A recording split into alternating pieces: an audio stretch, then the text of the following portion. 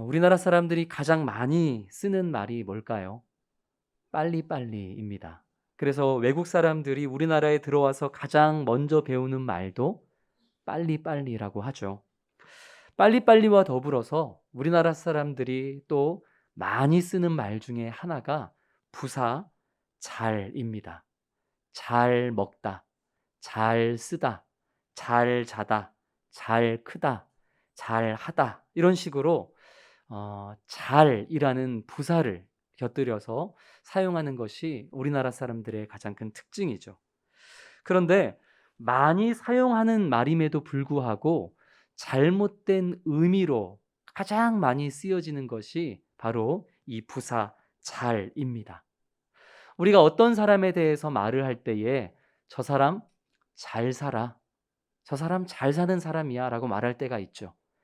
이것이 어떤 의미입니까? 저 사람 잘 사는 사람이야. 이게 어떤 의미죠? 저 사람이 부자라는 뜻입니다. 돈이 많다라는 뜻이죠. 저 사람 잘 살아. 이 말은 저 사람 부자야. 이런 뜻입니다. 그러나 국어 사전에 기재되어 있는 이 부사 잘의 의미를 찾아보면 이 잘의 의미는 옳고 바르게 혹은 좋고 훌륭하게 라는 의미라고 국어 사전에 기재가 되어 있습니다.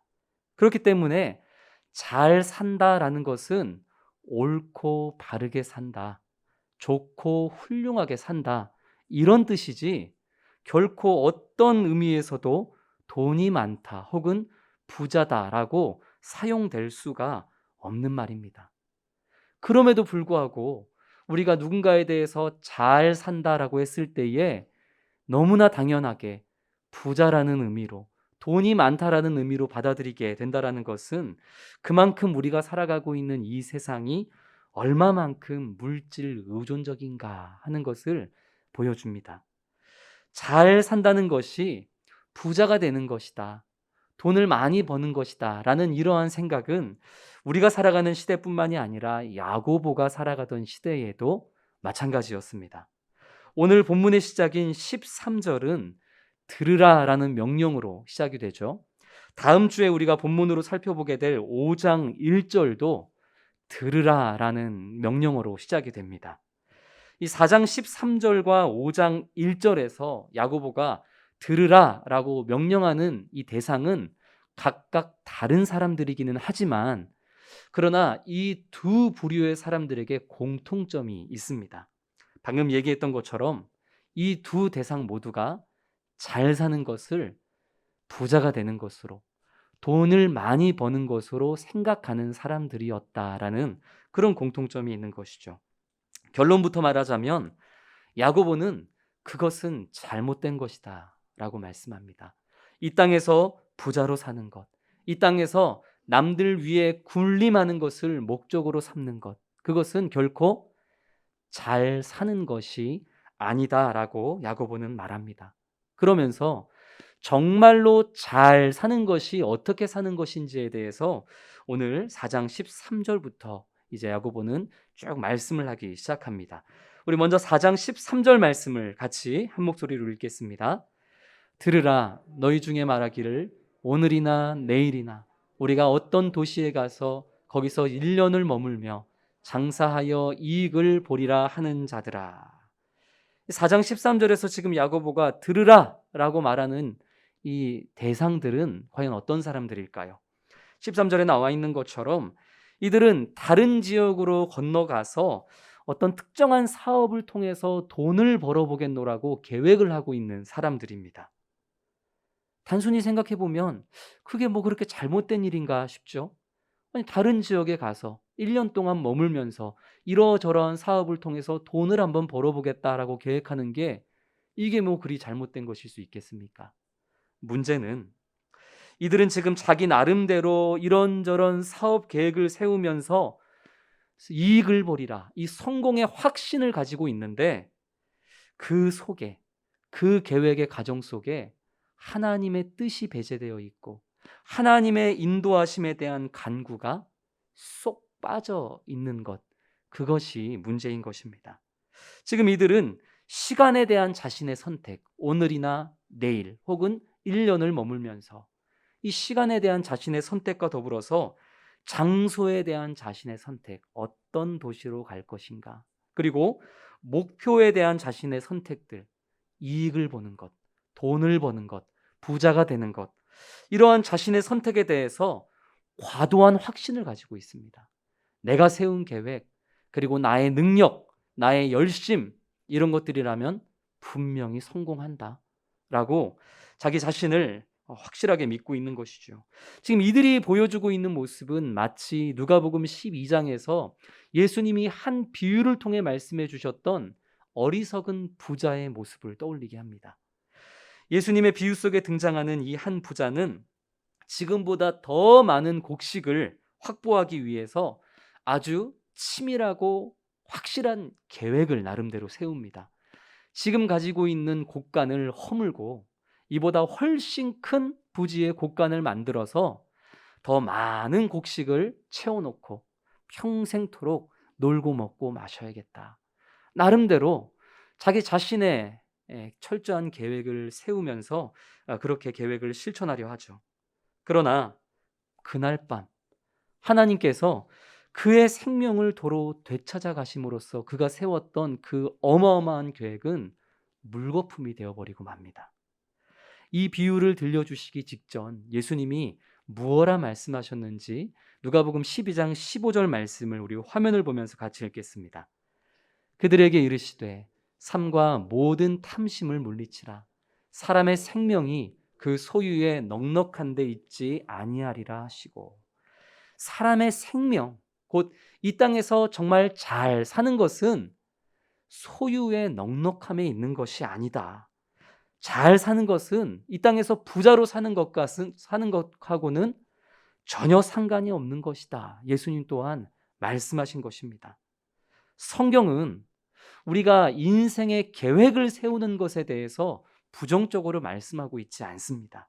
다만 우리가 어떤 계획을 세우든지 또 우리가 어떤 소망을 가지든지 늘 주님의 뜻과 연관해서 계획을 세우고, 또 우리의 모든 성공과 실패가 내가 가진 것, 나의 노력, 나의 능력에 달려있는 것이 아니라 오롯이 하나님의 손에 달려있다라는 사실을 인정하는 것, 그러한 자세를 견지해야 된다라는 것을 성경은 늘 우리에게 교훈하고 있습니다.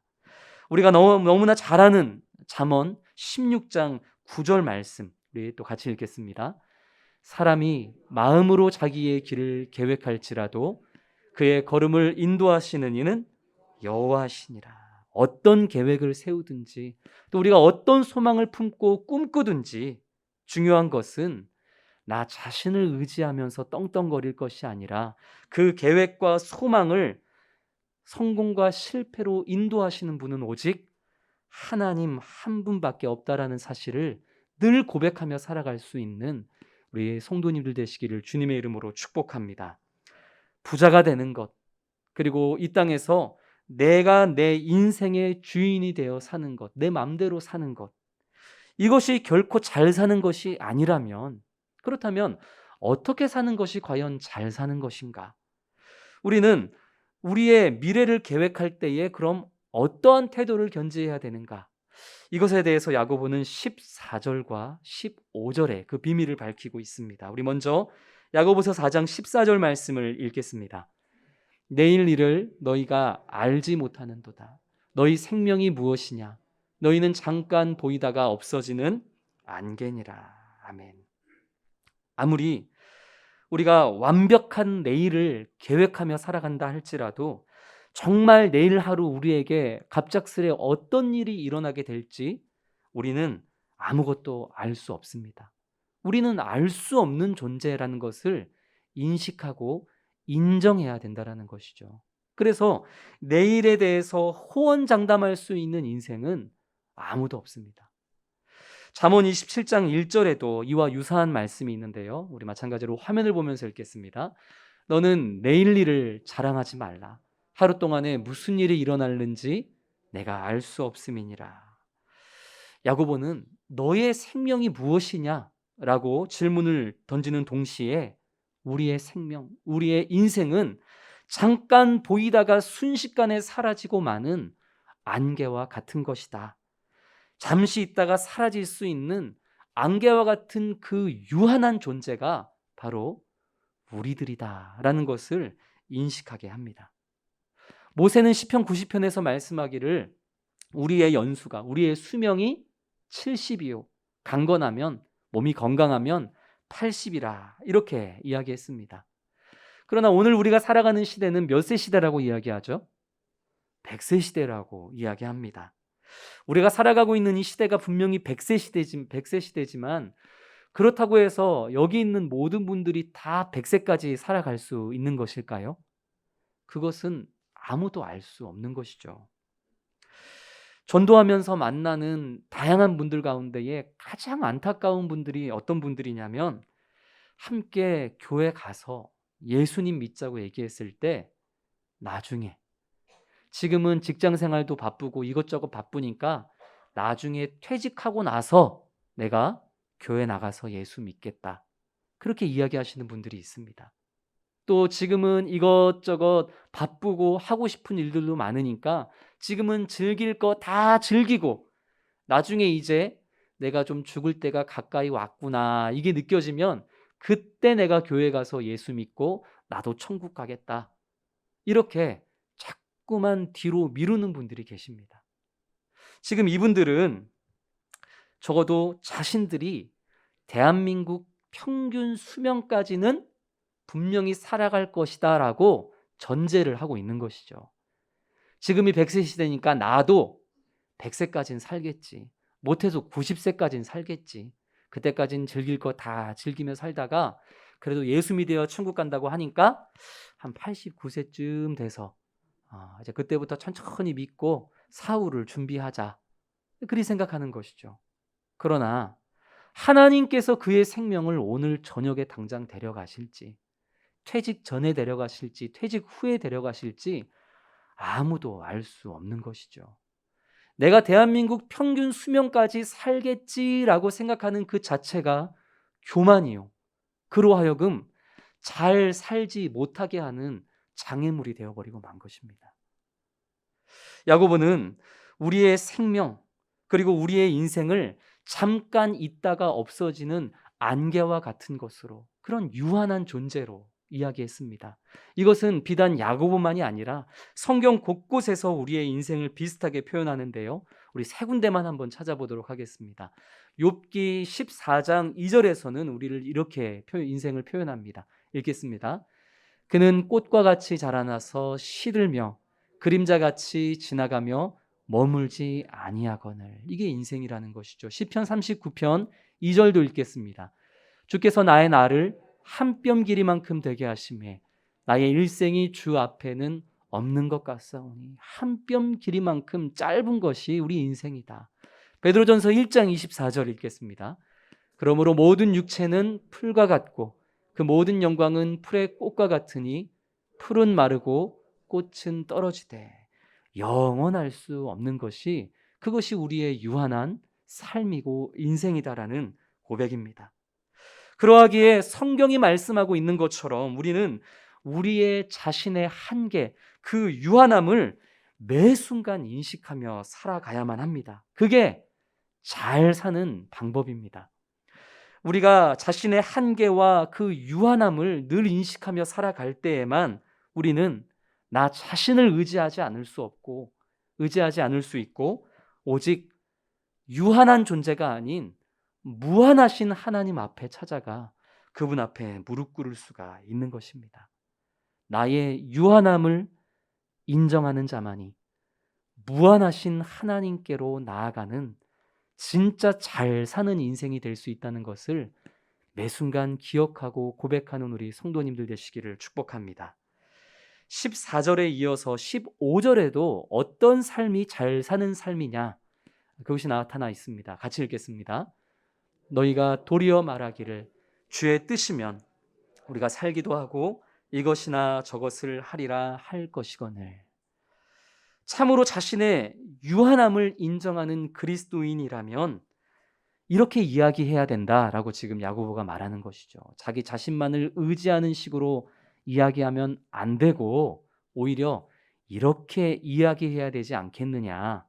그러면서 말하는 것이 주님의 뜻이라면 우리가 살기도 하고 또 주님의 뜻이라면 우리가 이런 일도 하고 저런 일도 할 것이다 라고 고백하는 사람들이 되어야 하지 않겠느냐라고 야고보는 15절에서 말씀하고 있습니다.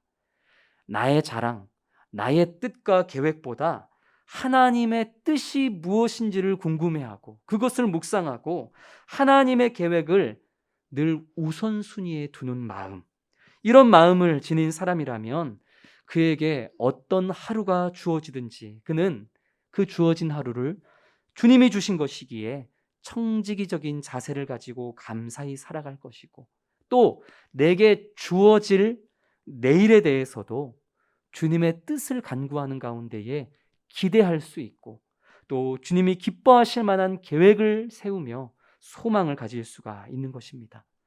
예수님께서 이처럼 나 자신보다 아버지의 뜻을 더 중심에 두는 본을 십자가 앞에서 보여주신 바 있습니다. 누가복음 22장 42절 말씀 우리 화면 보며 같이 읽습니다. 이르시되 아버지여 만일 아버지의 뜻이거든 이 잔을 내게서 옮기시옵소서. 그러나 내 원대로 마시옵고 아버지의 원대로 되기를 원하나이다 하시니. 예수님은 기도하실 때에 늘 아버지의 뜻, 하나님의 뜻에 우선순위를 두셨습니다. 십자가의 고난의 잔을 옮기는 것, 이것이 하나님의 뜻이라면 그리하여 주시고 이것이 하나님의 뜻이 아니라면 하나님의 뜻대로 그저 순종할 수 있도록 나를 인도해 주십시오. 이렇게 기도할 때에도 늘 하나님의 뜻과 계획에 우선순위를 두셨던 것이 예수님이 보여주신 기도의 모범입니다. 다니엘 또한 그렇게 기도했죠. 주님께 나의 이러저러한 필요들을 다 아뢰되 그러나 그리 아니하실지라도 내 필요한 것들을 다 주님께 아뢰지만 그리 아니하실지라도 그것이 주님의 뜻과 계획이 아니라서 응답하지 아니하실지라도 그저 주님의 뜻에 감사하며 순종하겠노라 고백했던 것이 다니엘의 기도고 다니엘의 신앙이었습니다. 이렇게 사는 것이 잘 사는 것이다 야고보는 말씀하고 있는 것입니다. 왜냐하면 주님의 계획이 나의 계획보다 크고 그리고 주님의 뜻은 나의 뜻보다 완전하고 완벽하실 것이기에 비록 내 뜻이 무너지는 것은 잠깐은 서운할 수 있지만 결국 주님의 뜻과 계획에 순종하는 것이 최선의 길이고 최고의 길이라는 것을 인정하는 것, 그것이 잘 사는 사람의 가장 큰 특징입니다. 지난주 목요일 우리 목요 전도팀에서 있었던 일을 당사자인 권사님의 허락을 받아서 잠시 우리 성도님들과 나눠보고자 합니다. 목요일날 쉼터에서 이제 전도팀이 전도를 나가려고 준비를 하고 있는데 김순옥 권사님이 들어오시는 겁니다. 우리 권사님과 바로 전날 수요일날 저하고 통화를 나누기를 권사님이 7월 11일에 쓸개 제거 수술을 하셔야 되는데 담당 의사 선생님이 말씀하시기를 지금 권사님의 혈관이 너무 좁아져 있기 때문에 그리고 권사님이 부정맥이 좀 있기 때문에 전신 마취로 이루어지는 이 수술 도중에 어려운 일을 당하게 될 수도 있다. 그러니 정말로 이 수술을 받고자 한다면 가족들의 동의서를 받아와라. 지금 이런 상황이라는 것을 이제 권사님이 수요일 날 저와 통화로 이야기를 나눴습니다. 그러시면서 그럼에도 본인은 수술을 하기로 결정했고 기도해 달라고 말씀을 하셨습니다. 그래서 기도해 드리고 무엇보다도 이제 7월 11일 다가오는 월요일인데요. 그때까지 권사님 컨디션을 잘 유지하시라고 그렇게 말씀을 드렸습니다. 그런데 그 권사님이 하루 지난 목요일에 그 아픈 몸을 이끌고 목요 전도팀에 오신 것이죠. 그래서 제가 여쭙습니다. 권사님 지금 컨디션 조절해 하셔야 될 텐데 어떻게 여기까지 오셨어요? 그랬더니 권사님 말씀하시기를 하나님의 뜻이 이번 수술을 통해서 나를 건강하게 살리시는 것이라면 내가 앞으로도 목요일 날마다 전도대에 나와서 전도를 계속 하게 될 것이고 만약 하나님의 뜻이 이번 수술 가운데에 나를 데려가시는 것이라면 나에게는 모교전도팀에 나올 수 있는 시간이 2번밖에 없습니다. 죽고 사는 것은 하나님의 뜻에 맡겼기 때문에 목사님 두렵지 않습니다. 그런데 혹시 하나님의 뜻 가운데에 나에게 주어진 전도의 기회가 2번밖에 없다고 생각하니까 안 나올 수가 없었습니다. 이리 말씀을 하시는 겁니다. 주님께서 주시는 모든 상황 가운데에 그저 하나님이 기뻐하실 만한 일들을 행하겠다라는 그 권사님의 말씀, 그리고 권사님이 목요일날 보여주신 그 모습이 한 주 내내 저에게 은혜가 되고 도전이 되었습니다. 권사님이 보여주신 이 모습이야말로 이 세상 그 어떤 사람들보다, 어떤 부자보다 가장 잘 사는 사람의 모습이 아니겠습니까? 사랑하는 성도 여러분, 잠시 있다가 사라져버리는 안개와 같은 우리 인생의 유한함을 망각해버린 채 주제넘게도 스스로의 힘과 계획에 의지해서 우리 인생의 성공을 확신하는 그런 자들을 향해서 야고보는 16절에 허탄한 자랑을 하는 자들이다 라고 이야기합니다. 그리고 그러한 자랑은 다 악한 것이다 라고 경고를 합니다. 하나님을 배제한 마음에서 나오는 것들은 다 악할 수밖에 없기 때문입니다. 우리가 정말 자랑해야 될 것이 있다면 그것은 하나님을 아는 것과 그리고 하나님께서 사랑과 정의와 공의를 행하시는 분이시고 그 놀라운 은혜를 여기 나에게 베푸셨다라는 것입니다. 정말 예수 그리스도의 십자가 밖에는 우리 인생에 자랑할 것이 없는 거죠. 하나님이 우리의 인생에 행하신 것 외에는 우리는 자랑할 것이 없습니다. 마지막 17절에서 야고보는 악을 행하는 것, 이거 당연히 죄이지만 선을 행할 줄 알면서도 그 선을 행하지 않는 것 또한 죄이다 라고 말씀을 합니다.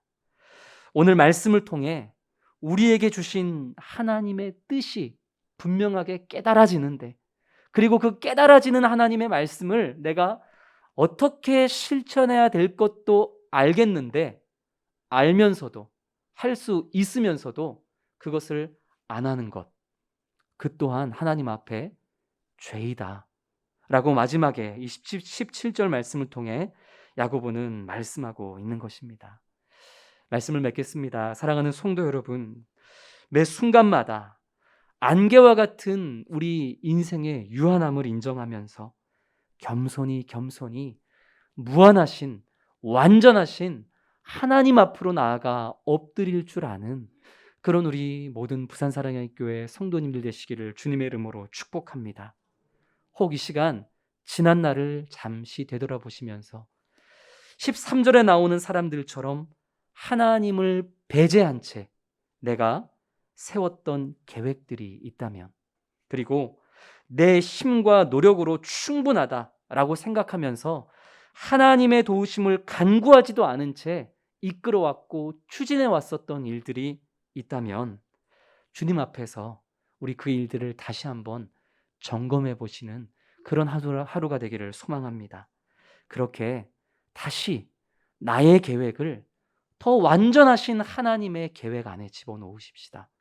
그렇게 나의 뜻을 더 크고 놀라우신 하나님의 뜻에 맞추어가며 하나님의 뜻에 나의 작은 뜻을 굴복시키면서 그렇게 정말로 이 땅 가운데에서 잘 사는 인생이 어떤 인생인지, 잘 사는 그리스도인의 삶이 어떤 삶인지를 살아내고 보여줄 수 있는 이 시간 모인 우리 사랑하는 모든 성도님들이 되시기를 주님의 이름으로 축복합니다.